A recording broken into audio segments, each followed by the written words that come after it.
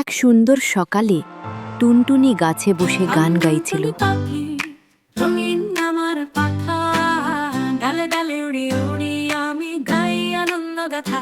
আমি টুনটুনি পাখি। সেই সময় শেয়াল বোকারাজ গাছের নিচ দিয়ে হেঁটে যাচ্ছিল। গান শুনে সে মুগ্ধ হয়ে থেমে গেল। সে ভাবল, এই পাখিটার গলা তো অসাধারণ, যদি ওকে ধরে ফেলতে পারি তাহলে প্রতিদিন গান শুনতে পারি। ও টুনটুনি রানী, তোমার গলা তো সোনা, তুমি যদি আমার গাছের বাসায় চলে আসো, আমি তোমার জন্য মধু আর ফল নিয়ে আসব। টুনটুনি হেসে বলল, তুমি যে আমাকে ফাঁকি দেবে সেটা আমি বুঝি। তুমি বরং কাকু কাককে জিজ্ঞেস করো আমি কতটা চালাক। শেয়াল গেল কাকু কাকের কাছে। কাক বলল, ওকে ধরতে চাও? হ্যাঁ, তাহলে একটা খাঁচা সাজিয়ে ওর পছন্দের ফুল দাও, কিন্তু সাবধান, ও খুব চালাক।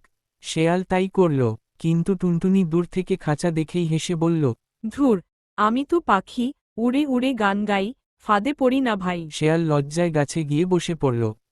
টুনটুনি আর খরগোশ মিষ্টি একসাথে গান গাইতে গাইতে উড়ে গেল। মনের জোরে যেতে যায় পাখি পুচিক, নদী পাহাড় ঝড় হোক আসুক, পুচিক বলে